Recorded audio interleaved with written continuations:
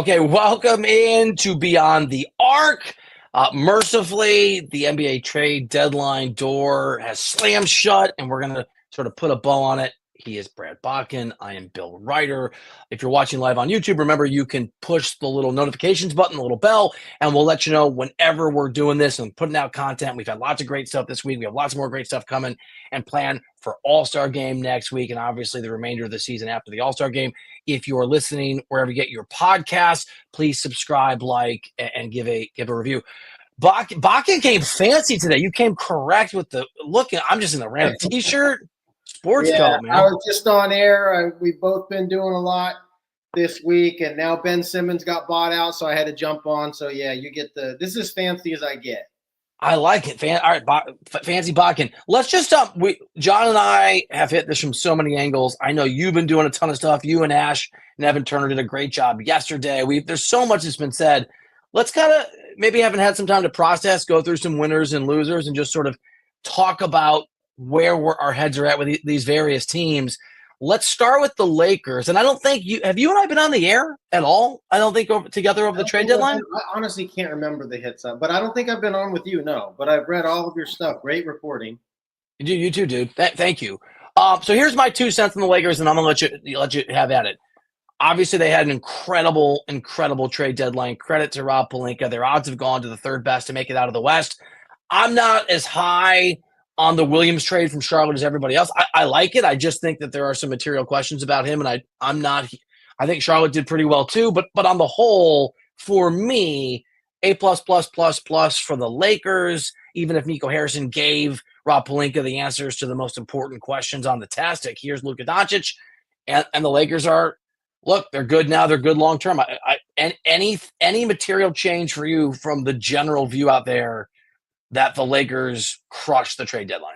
Oh God, no! Right? I mean, it's like it's still hard to even say. Like we were on set yesterday, and it's just laughable. I really have hesitance. I mean, if we're talking about the winners here, of course the Lakers, but Rob Pelinka individually is the winner because this guy was getting run out of town. This guy was he was not seen as doing a great job in terms of outfitting that roster around LeBron James. And if you think about, I did a piece on this and sort of the dumb luck of the Lakers over the years, and it's geographic, brand.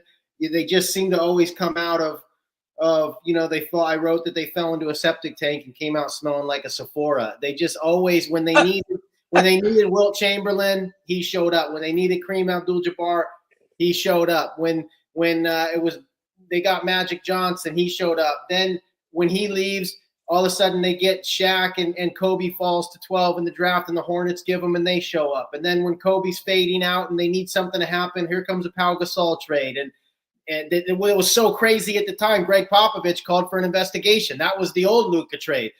And then when Kobe fails out or leaves and he's done, and it's like, what are the Lakers going to do? Now LeBron James wants to live in LA. And then because LeBron James is there, Rich Paul and him get together, and Anthony Davis shows up and he gets a championship. And what does Rob Pelinka do with that championship? He lets KCP go. He lets Caruso go. Dwight Howard's gone. And all of a sudden everybody's saying, how is Rob Pelinka going to re-outfit this roster to put them back in championship contention? He tries Russell Westbrook. He tries Carmelo Anthony. He tries Montrezl Harrell. Has not been able to pull the right switch, was really entering a zone where what are we going to do post LeBron? And, what do you know? Nico Harrison reportedly invites him to coffee. He didn't even have practice. To call, Bill. Ed McMahon showed up on his doorstep and with a big old fat Luka Doncic for the next 15 years. And now on top of it, not only did he have Luka Doncic given to him. He didn't even ask for him. They came to him and said, would you like this? They left him over enough draft equity to then go get Mark Williams. And Brad, the reporting today, I don't know if you saw this, I just did. The reporting is that Charlotte called Rob. That's the point. That's my whole point. Mark Williams. Is that it? You want him too? Rob Pelinka is going to win Executive of the Year. And here's what he did, Bill. He picked up the phone. That's it. He picked up the phone. Let me ask you this. So, by the way, my joke, kind of a joke, I actually think Nico Harrison should be Executive of the Year, but he should win it on behalf of the Lakers. That's my – okay. So I have this – it's not even a theory. It's just a belief, and it's a fact that there have been certain athletes, in basketball in particular, but not limited to, who were so great that it made people around them think that they were part of the genius and they were just lucky. Jordan, Jerry Krause is the best example, but not just Krause. Steph, I think, has been an enhancer of so many people's legacies with the Warriors. LeBron, over the course of his career. My point is, sometimes you can be a part of the magic, but you're not the reason for the magic. I know Pelinka is the GM. I know he gets the credit. I know he signed off on the obvious. I know he's going to have a job for a long time, assuming Luka stays. Rob Pelinka is not a good GM, is he? Even though he just did this? Well, I'm not making my judgment off of this. I don't think he is. This is stone cold Lakers dumb luck. That's all it is. I just listed all these things that have fallen into their lap. This is the dumbest luck in sport. They called him, Bill. Do you want to go for coffee? Yeah, he thinks he's going to get coffee. It turns out whatever coffee he had left in his cup was actually part of the trade. I'll give you Luka for AD and the rest of your coffee. It's unbelievable. I will say this, in somewhat defense of the Lakers, Dr. Buss did create this environment of player empowerment that Jeannie Buss, who now has been the controlling owner for a while now, took it over from her brother, has continued. I think you get a little credit. I don't knock that that's a real thing. LeBron wanted to be Pelinka's benefiting, that he's not doing that. No, I agree. I'm just to the Lakers, you're right, but LeBron wanted to be a Laker, I think. My theory goes, and I've talked to people around LeBron when they still liked me. Yeah, like he knew he could sort of throw his weight around. Okay, so we love the Lakers. Obviously, the Lakers are great. So where do you put them? If you just had to power rank championship odds, your Western Conference championship expectations from Brad Botkin, power ranked, the Lakers are number what now? For this year? Exactly. I do this in tiers. It's Oklahoma City. Nothing materially changed there. They're still the best team. Yes, they're one. After that, it's been open. There's a report came out the other day that nobody fears the Rockets. Nobody fears the Nuggets. They're too young. I don't know. I think they're very good. But again, I think Denver can do it. There's a smorgasbord of teams in there that anyone can come out of. And the Lakers are now, to me, in that tier. They weren't before. Let me give you the tier as I see it, and you tell me if I'm missing somebody or including somebody I shouldn't. For me, that tier is the Rockets, so that's mostly out of respect to John Gonzalez. I just don't think they're experienced enough, but they're good enough. The Denver Nuggets, the Memphis Grizzlies, and the Los Angeles Lakers. To me, that's the second tier. If the Thunder stumble, to me, it's likely one of those teams. Who am I missing? I think you're missing the Warriors. I put them on the very edge. Really? I put them on the very edge of that. I mean, a lot of things have to happen, but they do have. Jimmy Butler's going to have to go back to the level that we saw him to where on any given night he's the best player in the world. But it gives them a puncher's chance. And I think the second biggest trade deadline pickup was not a trade. It was Kawhi Leonard, and it was a few weeks back. But around this general time of year, when you're adding to your team, the Clippers are going to be a top 6 team all year on the strength of defense. James Harden's playing well. Norman Powell's playing well. And they basically add Kawhi Leonard, who has looked great and coming back. Yeah, I don't think he's probably going to stay healthy. I hesitate to depend on that. But if he did, I wouldn't want to face him with that defense and James Harden and Kawhi Leonard. I think if that's the standard, Chet Holmgren's the biggest addition outside of Luka Doncic. But they're already awesome. So you're talking about getting better. No, I agree. I mean, they're still clearly the best team. But the Clippers, they've hung around as a top 6 team all year without an All-NBA player. That's a big leap to make around this time of year. Yeah, I mean, I have no more confidence in Kawhi Leonard being healthy and being helpful than I do Nico Harrison succeeding in whatever deals he's allowed to do going forward. And I don't have a lot of confidence in James Harden either, but it's a big pickup. All right, so I might break a little early here because I want to get into the Mavs and the Warriors and sort of how you assess them now. That different situations. The Warriors were desperate to sort of try to make this window for Steph Curry something that looks like they can succeed. And the Mavs destroyed their window long term, and it's a dip. But in the short term, let's get into this when we come back. We're going to talk about Mavs versus the Warriors and how we view those teams for this season. This would-be championship run this year with the moves they made after we come back in a second here on Beyond the Arc.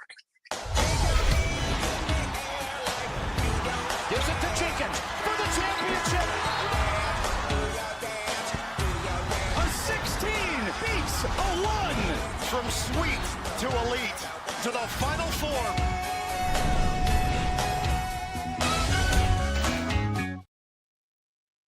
All right, welcome back to Beyond the Arc. Bill Rutter with you, Brad Botkin. Very quickly, this is bleeding over from a radio show I do in the morning. We don't have to belabor this. I'm just shocked this is a question. On your power rankings, Blake Lively or Scarlett Johansson?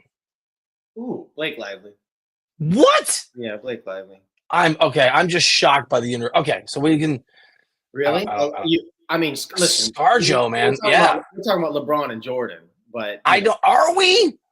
We're talking about LeBron and I don't know, Dirk. I don't know. All right. Anyway.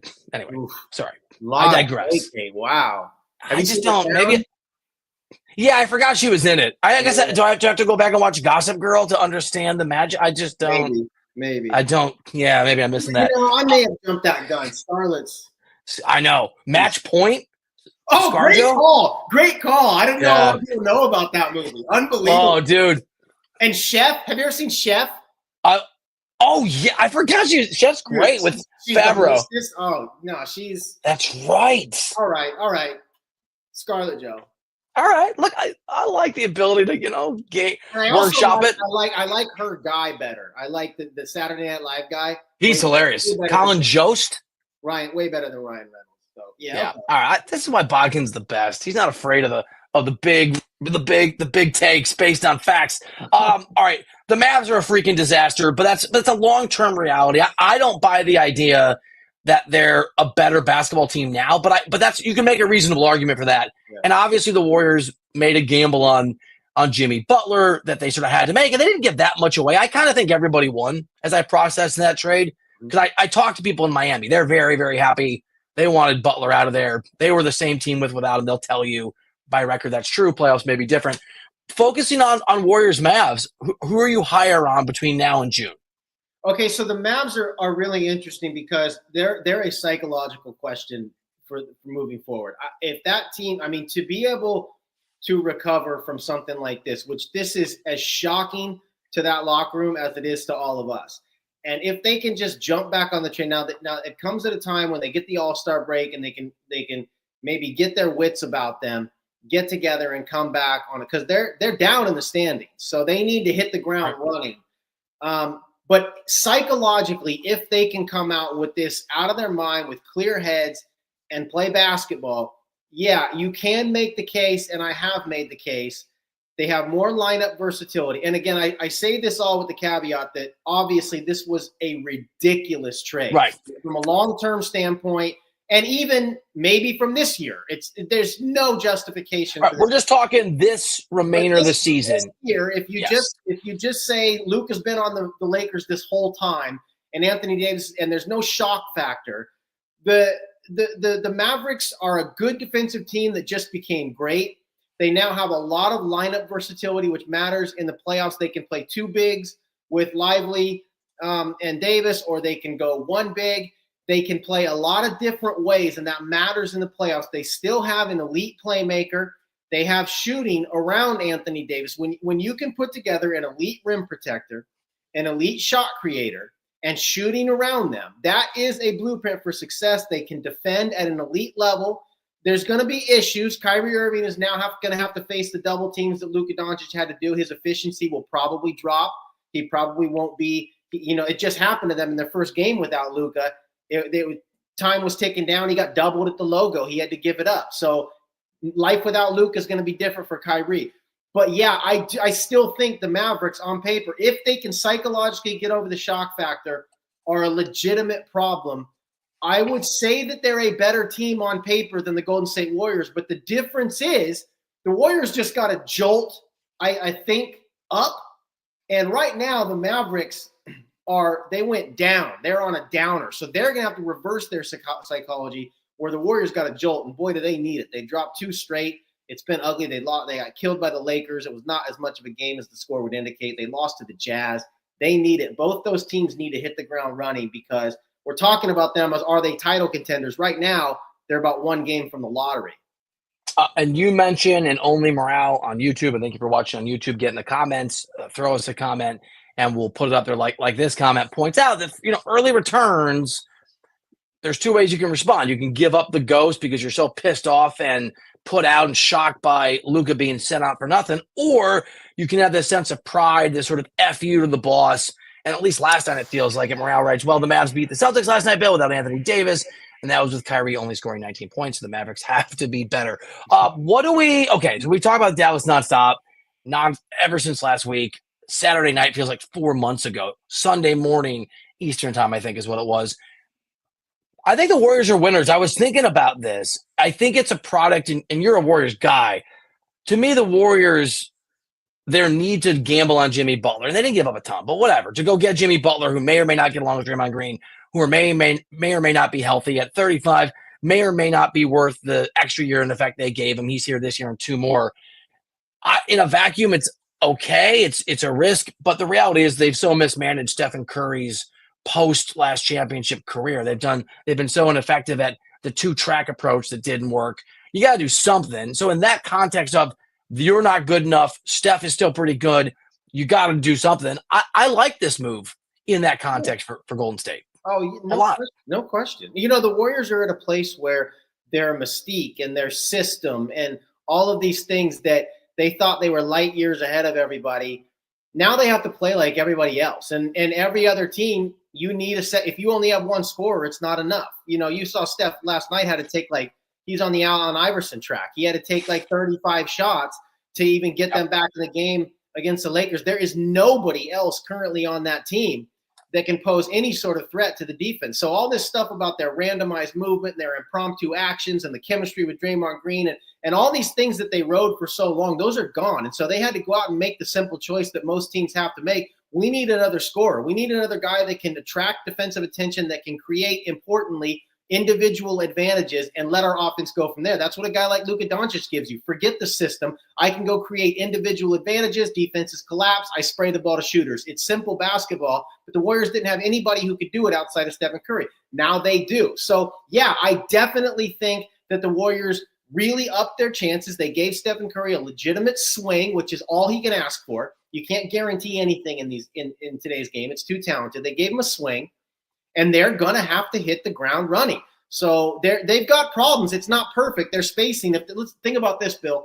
If they play small, which they're going to have to do a lot, whether they close with it, start with it, I don't know. But if they play Draymond Green at the center, which I think is going to be their premium lineup, and you got Green, Kuminga, Curry, Butler, and then whoever else you put with that, okay? Hield, I think, right? Well, Hield's unplayable in the playoffs. So you're okay. So, but let's say Hield's the fifth.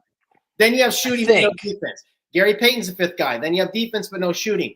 Their lineup versatility, GP2. Dallas, it's not great. Steve Kerr's going to have to make some compensations where he says, I'm going to say we're playing defense but we can't shoot. So the space. My point is, they're playing with 2 non-shooters in whatever big man they play. None of them can shoot. And Draymond Green, Kuminga's not respected. Butler's not a 3-point shooter. So all these teams are going to be able to converge down in the paint, which is Jimmy Butler's office. So structurally speaking, the Warriors still have challenges, but they are. We asked at the beginning, is anybody materially better?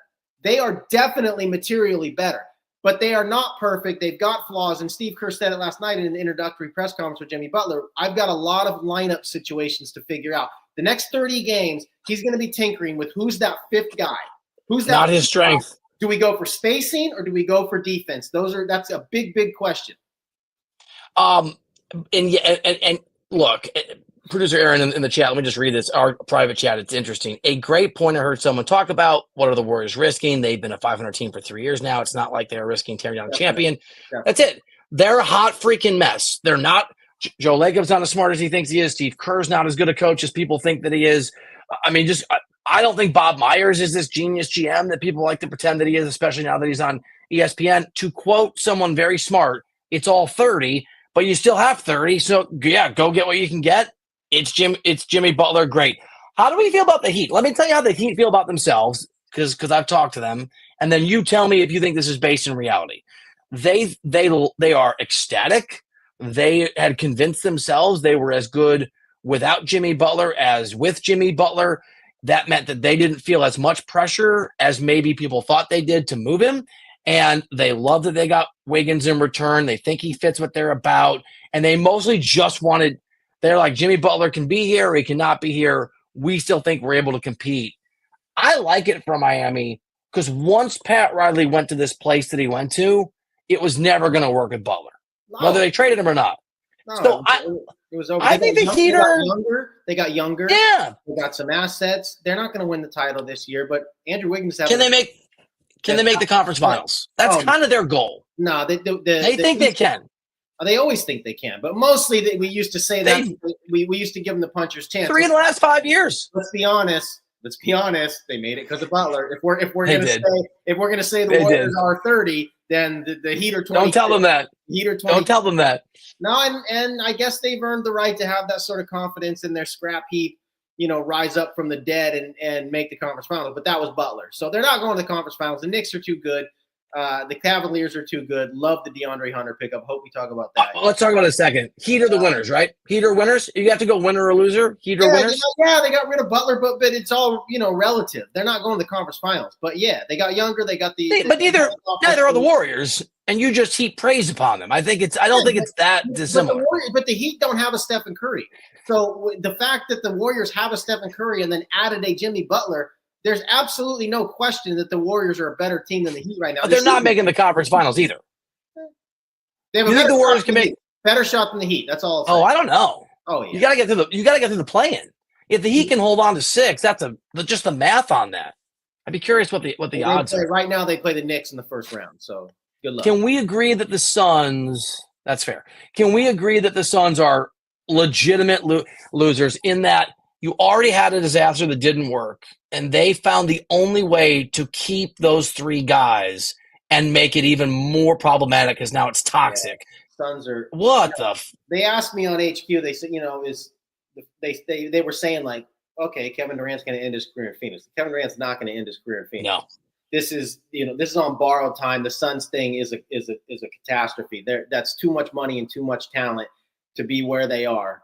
And they're done. So they're going to take their time. And basically they tried to trade Kevin Durant. So the reports are now that, for obvious reasons, there's some, but basically right now we would be talking about Jimmy Butler on the Suns and Kevin Durant on the Warriors. If the reporting is correct, that if Kevin Durant hadn't said no, Steph Curry called him. The deal was basically in place and he didn't want to go back. So talk about what that says about Draymond Green or maybe Steve Kerr's system or just all the hell that Kevin Durant took for going there the first time, whatever it is, didn't want to go back. So now they get Jimmy. All the above, I think. I think so too. Kevin stays, but he's not going to stay for long. They're going to be looking, both of them. They're going to take their time, reassess let's do this and take an exit ramp. Let's do a destination or two that we think makes sense for Kevin Durant. Let's say he gets moved in the summer. Yeah. Where are the landing spots that think make sense? Man, would he do an OKC return? Because they have. I don't know if they do it. What if they win an NBA championship? They don't have to do it. Yeah, that's fair. It's a good question. I mean, if they didn't, it could be sort of like the JV version of LeBron back to Cleveland, and they have the assets to do it. The team that's ready to win. Blah blah blah. But listen, I think Houston, Memphis, they have those teams. Memphis is the one. They made sense at the trade deadline. But Houston is the team. I agree with you. Memphis makes sense. Like, they would be unbelievable, as a lot of teams would with Kevin Durant. But Houston is the one. I tend to look at these deals now through the lens of who's going to keep their depth. We saw what it does when you bottom out your roster to get Kevin Durant. So I look at teams like Houston and OKC who have a ton of capital and a ton of young players that they can give a Reed Shepherd, a Cam Whitmore, even a Jabari Smith, and not lose their depth. That's a team to me that Kevin Durant would be interested in. The Suns would be interested in. You're giving away a lot of picks. Let me just jump in. If you're the let me just play devil's advocate. If you're the Rockets, you're giving away a lot of picks too. And I'm not sure there's a player on that team yet that is a star. And Durant's not 29. So when he goes, I mean, yeah, maybe you get a title in the next year or two. But if you're the Rockets and you make the conference finals this year, I think there's a world where you talk yourself into Durant's great, and we'll make an offer that's less than probably what he's worth. But we're not giving away a lot because if we can just supplement this team that's going to finish second in the Western Conference, and again, let's say they make a Western Conference Finals, they might just let it cook like Presti did last year. That's one way to go. You said that you have no faith in the Rockets making the conference finals. So this year. So all right, I'm going to explain. Let me explain why, but how I think that still overlaps with maybe Durant's not the guy when we come back on Beyond the Arc, Brad Botkin, Bill Ryder in just a minute. The clock never stops. Relive the greatest moments with uninterrupted highlights and more. It's Gareth Bale. Ronaldo. Wonderful goal. On the UEFA Champions League channel. Streaming free. All right, welcome back to Beyond the Arc. I'm Bill Ryder. He's Brad Botkin. If you're watching on X or on YouTube, go to YouTube, please, and subscribe. Hit the little notifications button. That means your phone will say, hey, Beyond the Arc's on whenever we're doing our thing, and you'll get all the content that we put together here 5 days a week, usually noon Eastern, although we're doing a show most weeks at night after a game, and obviously we do emergency pods. I feel like we've done 18 of them in the last 4 days that feel like 5 months. All right, so here's my thing. I think it can be both. The Rockets don't need Durant, and the Rockets aren't ready. Just like last year, the Thunder did not advance into the playoffs in any sort of meaningful way. They didn't panic and go make a bunch of massive trades. I mean, they got Caruso and they got Hartenstein, but like, I think the Rockets can be similar in that they're really young, they're ahead of schedule. Amen Thompson's going to be a superstar. Some of the guys that you would trade might still develop into incredible players. I don't know that I would unload some of those young guys and a lot of those picks to go get Durant if you're Houston. And the reality is, and you have to make the assessment if you're Rafael Stone, but the reality is you're ahead of schedule. Going through the playoffs and losing is sort of part of the process of learning to be a champion. And it may just be true that the Rockets are going to be in 2 or 3 years the Thunder of today. They might be the Thunder of last year. And I'm not sure that makes it a slam dunk for me that I go get a mid-30s superstar. I don't disagree with any of that. That is a reasonable stance they could take. Maybe even the smarter one, certainly the more patient one. Definitely not a slam dunk. So I agree with that. The way I look at this stuff is, let's take like the high school Harrys who we joke about, like, I love the show Friday Night Lights, and it's like, and they say the TV show. Tim Riggins, and they say like the best years of his life are high school. It's in the infancy of his life, and it's going to go downhill from here. And people talk about like that's a bad thing, that if your best years are early. But what if like all years are equal? Like all wins in October count the same as all wins in April? Like that sort of idea. What if this is the best window for the Rockets, and this idea that we can just wait and we'll definitely have are they going to get Kevin Durant in 4 years? So it's like maybe the time is that's great. Maybe the best years are the early years, and that's I always look at it like that. Just because you're young and on the rise doesn't mean you're going to rise to the top. And I wonder if they will ever have a chance at a player like Kevin Durant with all the pieces they have right now. I don't know. So all right. So let me circle back to a report that I had that people got pissed off about months ago, but Howard Beck confirmed and feels like it was definitely true because I got some text messages over the last 48 hours, including from people in Milwaukee who I thought were mad at me. Let's say that Giannis in the summer looks at what's going on, decides he can't win in Milwaukee. Let's just say Giannis becomes available. Would you rather have Giannis, who's 30, I think, or KD? Giannis. Right. So that's the other thing. Is like I think what we're asking if you're going to go big game hunting, I'm not sure that's the guy you go who's hunt. Available. So if we're throwing out a bunch of hypotheticals, like, and I'm just saying. I'm simply saying right now and I don't know this, but it may be the time for the Rockets to strike. So whether it's Giannis, Kevin Durant, we can talk about who would be better. But I'm not necessarily always on board with don't touch it now, let everything develop. Because it doesn't mean it's going to turn into something like the Celtics, for instance. They could have just said we're just going to and eventually they had to make big moves to win the title. They had to get Drew Holiday, they had to get Derek White, then they went and resupplemented that with Kristaps Porzingis. They tried. I mean, those weren't. I mean, look, they look like big moves now, but Drew Holiday was cast off for Damian Lillard, and they were great additions. Right. That's going to get. I would argue that the Celtics are an example of they had massive success. They couldn't win in the end. They lost to the Warriors. They to the Heat the year before they won. They got down 3-0 in the conference finals, stormed back to lost game 7 at home. They were the team that I think prove you're right. You supplement, and they got nice, amazing supplemental pieces. You're right, and they lost a lot. They went through their bumps, but I guess they were like a conference finals team immediately. So, like, if the Rockets proved to be that, then maybe that's what I mean. We're right there. But if it's just this, like, hey, we got a 3 seed, like the Kings were a couple years ago, and it's like, but we have this promising future. The future might actually be now. So I think we're in agreement in that. I like that they didn't do anything now. Go through the playoffs and make an assessment. I agree. Yeah, make an assessment. You mentioned hasty right now. You mentioned this. I love the DeAndre Hunter move for Cleveland, and I know people in that Cavs organization too, and as you'd imagine, they're ecstatic, and they kind of feel like they're one of the giant winners of the trade deadline, just overshadowed by, again, Rob Pelinka's highway robbery of Nico Harrison. But I mean, how much they're already remarkably efficient and incredible team shooting wise, and Hunter's having a career year as a 3-point shooter. Perfect fit, right?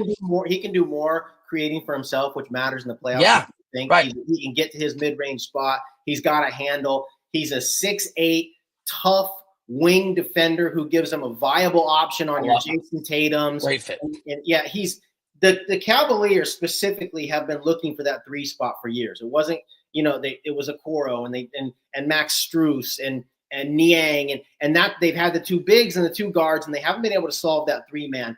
DeAndre Hunter shooting corner threes, 3-and-D guy who can occasionally create for himself. Karis LeVert was kind of a guy that he's having a very efficient year himself. You sort of have to turn the offense over to him. DeAndre Hunter has existed and thrived, especially this year in a Trae Young ecosystem, which is going to be largely like what he'll be in Cleveland.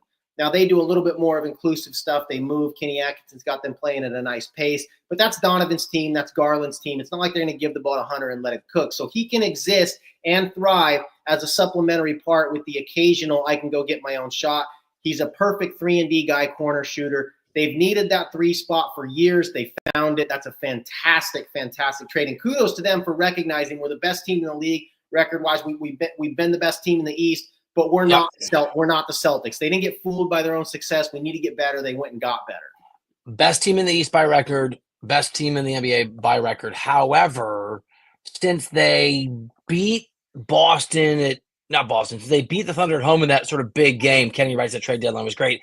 They've been good but not great, right? They've kind of come back to earth a little bit in terms of their trajectory. Are you so now that it's all said and done, this great trade deadline Kenny noted is over, are you more of a believer in the Knicks or in Cleveland?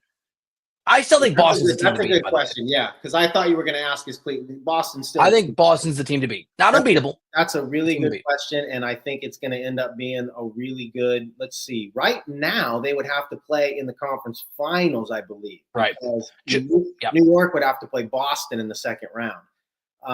Just in theory, tanks. Who's 4th? Maybe New York tanks to 4, so they get. It's only half a game though, or game and a half. Excuse me. I'm like, it's not.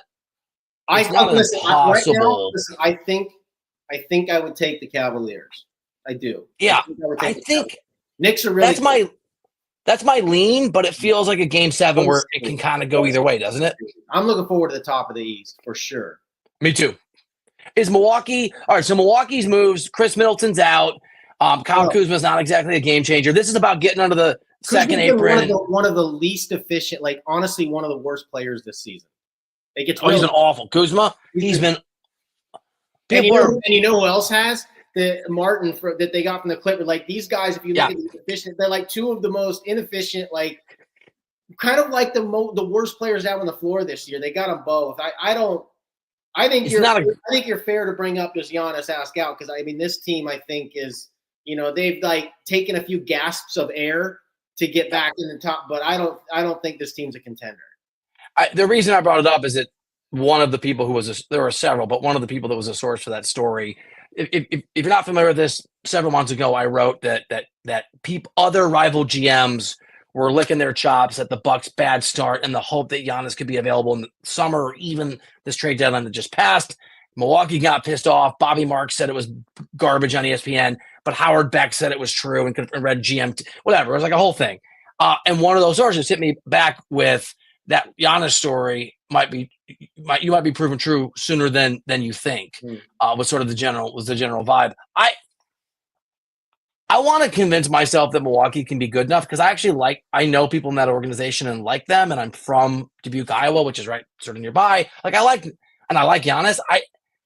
You want to convince yourself that the Bucks can be a surprise Easter team because I can't do it, but I also don't like Doc Rivers, and so maybe I just don't see it. They're not good enough. Look, I think the Bucks are probably a lot like the Warriors, where you can look at like their two best players, and you can say, look, I can't rule them out because of Butler and Curry or Giannis and Lillard. And the way that things happen in the playoffs these days, injuries you don't know, matchups, how they break. There's a lot of I'm not ruling them out because of their best guys. Same thing as the Warriors. But I do think that they're too flawed. And if all things go semi according to plan for the other teams, I think the Bucks, the Warriors, probably even the Lakers, we're looking at their top two guys to say they're a contender. Those teams need something to not go right for the better teams, I think. But it is very difficult to say Giannis and Dame can't win, Butler and Curry can't win, Luka and LeBron can't win. That's what they're banking on. If you made me power rank those three duos, right? Not even the team, just the duos. Yeah. I'm ranking Giannis and Lillard third. Yeah. Behind, it goes LeBron, Luka, LeBron is the right order there now. And then I think it goes Steph. I think it's pretty clear. I think Luka, LeBron. I do too. LeBron's still, geez. You see what he did to the Warriors last night? He's still unbelievable. Yeah. Oh my God. By the way, now the only guy with Jordan to be 40 years or older and score 40 or more points. Every night. Every night, 40 and 17. Age-related stuff. It's like, what's funny? For that Luka was that guy for age-related. Nobody's ever done this at 20. No one's ever done this at 21. It's like now they're on the same team. It's unbelievable. A couple of side losers I didn't get a chance to talk about are winners and losers on HQ, and I have to bring this up. So one is the Kings, where they didn't do terrible given that De'Aaron was asking out because they had no leverage. He wanted out. He wanted specifically to go to the Spurs, and they actually got Zach LaVine's playing well this year. They've actually got talent on that team: DeRozan, LaVine, Sabonis, Malik Monk. I don't think they did terrible with the trade. But if you trace this back to the Sacramento Kings, remember, they could have drafted Luka Doncic. So all roads lead back to Luka, this trade deadline. They could have drafted Luka Doncic. They took Marvin Bagley ahead of him. Then they had De'Aaron Fox. Okay. Then they drafted Tyrese Halliburton, and they got rid of Tyrese Halliburton because they had De'Aaron Fox. And now they don't have De'Aaron Fox. So you're talking about a team who is not a destination team, who has largely been a debacle for the bulk of its franchise, save for some decent stretches or some good stretches against those Lakers teams, but whatever. This is a team that struggles to get real top-end talent into its building. And it has effectively had its hands on Luka Doncic, De'Aaron Fox, and Tyrese Halliburton and lost them all. It's not a team like the Lakers where next year something else is just going to fall in their lap. This is like New Orleans if Zion leaves, and it'll be Chris Paul, AD, and Zion. Totally. And these are teams. And the thing is, the one that makes the Kings so different is they were all point guards. They all sort of like cushioned the blow. It wasn't so bad that we didn't get Luka because we have Fox. And it wasn't so bad because we lost Halliburton because we have Fox. Each one sort of cushioned the blow of the previous one, and now they've lost them all. On that note, as all roads lead back to Luka, big winner that no one has talked about at this trade deadline. And he may be the biggest winner in 20 years when legacy talk comes in. Who do you think I'm going to say? De'Aaron Fox. No. Oh, dude, he guaranteed himself a championship. Maybe. But maybe we saw that coming. People have said he's a winner. I'm talking about somebody no one's talking about, but in 20 years may be the biggest beneficiary legacy-wise, or at least his name not being associated with like Bill Buckner. Hit me. Travis Schlenk, the original guy who traded Luka Doncic. He traded Luka Doncic on draft night for Trae I like Young. Travis. I do too. But I love he's Travis. Always going to be the guy who traded Luka Doncic. Nico Harrison has shoved him aside, as history will remember. Oh, he will never be talked about again as the guy who traded Luka Doncic. Nico Harrison has made the dumbest trade in history, and Travis is like, He is no longer the guy. That's a great point because Travis didn't know but should have. Travis didn't know but should have. Nico knew and did it anyway. Dude, he completely washed Travis Schlenk of all of this. And do you know where Schlenk is now? He is with the Wizards. Oh yeah, but he's not GMing or anything. Like no, he's like head of scout. I don't know what he's doing something there. I always liked Travis. He's a great guy. I haven't talked to him in a while, but he was very he's always up fourth front and but there was going to be no, even though on paper there was way more reason to justify trading Luka on draft night because to your point they didn't fully know, although I would argue they should. But at the time, trading him. But a lot of teams didn't know. A lot of teams didn't know. And at the time, I remember him telling me, "Look, we thought him and Trey were close enough. Even if we thought Luka was a little bit, we thought him and Trey were close enough that getting that extra pick from the Lakers, which turned out to be DeAndre Hunter, that Hunter and Trey. No. That pick was Cam Reddish. No, I'm pretty sure it ended up being Hunter at 4.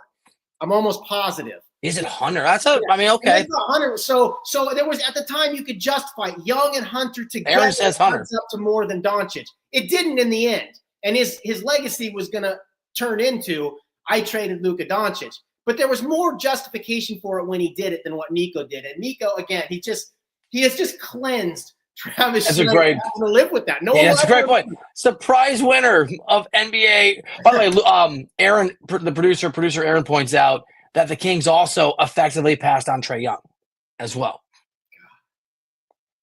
To your excellent point. So who did? Okay, so tell me. I gotta even remember this. Trae went 5th. But he was already traded because Luka went 3rd to Atlanta. It was a swap with Dallas. Yeah, you're right because they drafted 2nd. So the Atlanta drafted 3rd, took Luka. Dallas had the 5, and they basically just flipped. Now Memphis who was 1? Was that the DeAndre Ayton draft? Yes. No. DeAndre Ayton. Suns are losers. Oh. So Suns, all these teams. God. Ayton. I mean, Luka, a lot of people are having Luka nightmares, but the one guy that doesn't really have to anymore from a legacy standpoint is my man, Travis. Any other, before we shut this down, any other winners or losers? Oh, I'm going to do a winner. I just want to give Charlotte a little bit of love. Have you looked at they were getting killed on NBA Twitter. They have a lot of picks now.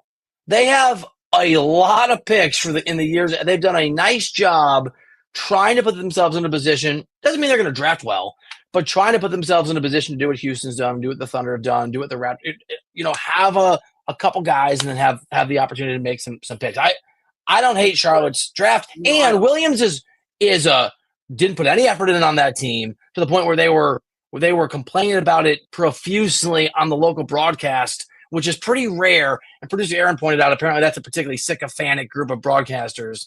He's hurt all the time. I mean, I like it for the Lakers, but I just think Charlotte, they've got the opportunity to draft well. Now, if they draft well, they could be good in a few years. If LaMelo is the winning player that all-star coaches don't think he is. I love LaMelo.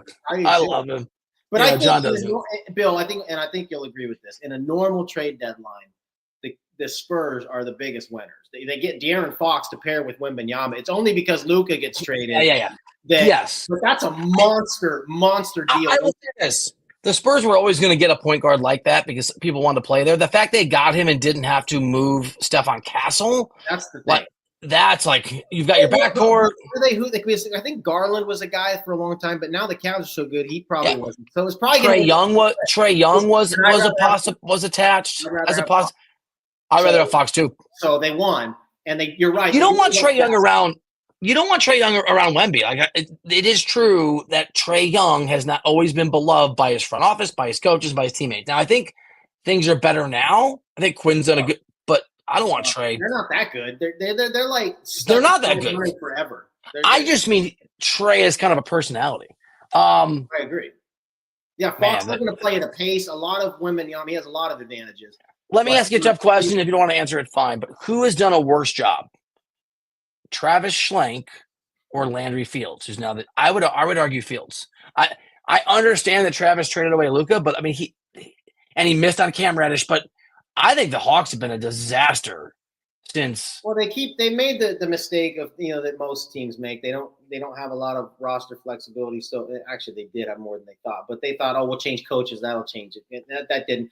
The Hawks, to me, are the example of what I give for the Rockets. They go to the 21 conference finals and they think that always felt like a fluke. it did, but listen, Yeah. what they did after was like, oh, now we'll let this play out. They came back with all the same guys. They came back with the same coach. And they were going to try to move John Collins. And that team was about ready to blow it up when they fired Lloyd Pierce and brought in Nate McMillan. And they go on this surprise run, and then they think, oh, wow, we've got this young team. We got Kevin Huerter. We got Trae Young. We got DeAndre Hunter. We got Okongwu. We got all these young pieces.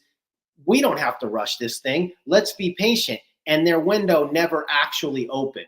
So that was the mistake I thought that Schlenk made, was that he put too much faith in what we all agree was probably a fluke run to the conference finals and thought they were actually a conference finals team that could then let things grow organically. That was a team that I think needed to strike right then and there. They had momentum. They had Trae. They were ready to go. That's a team. Let's bring in a Kevin Durant. We had a bunch of players, bunch of young players. Let's make a big move because our time is now. They were overly patient, and they have never opened up that window. So that's my cautionary tale to a team like the Rockets. Sometimes the best time is early.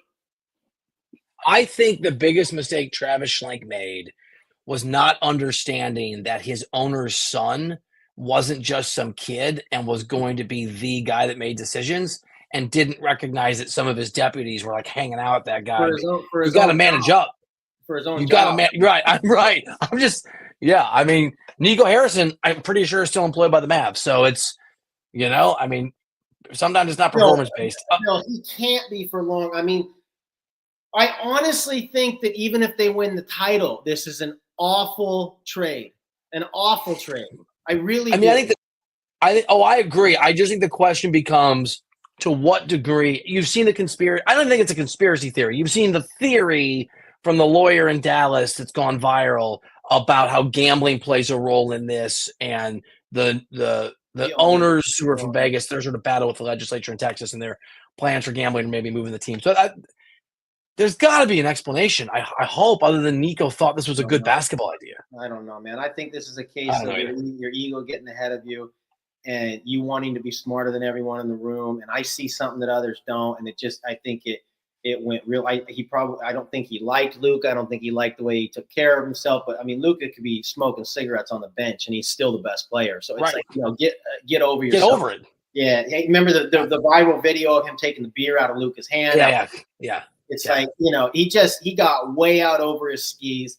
He tried to way galaxy brain this thing. And now he didn't come from a basketball operations background either. He came from a Nike background, right? I mean, that's and at Nike, he's the guy reportedly who screwed up the Steph Curry pitch. He's the guy that wrote Kevin Durant had left Kevin Durant in the PowerPoint presentation and was calling him Seth instead of Steph. It's like, dude. He's also the reason that Jalen Brunson's not there, by the way. Yeah, I know.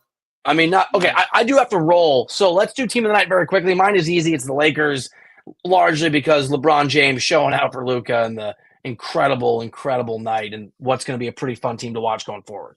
Yeah, mine's the team on the other side, the Warriors, because it just shows how badly they need the guy that they got.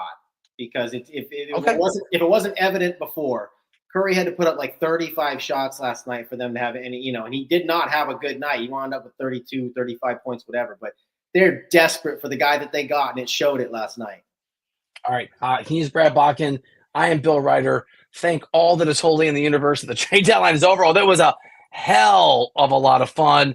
Go over to CBSSports.com. Check out all of Brad's great work. Check out some of the stuff that I did as well. And John and I think, yes, we'll see you back here on Monday on Beyond the Arc.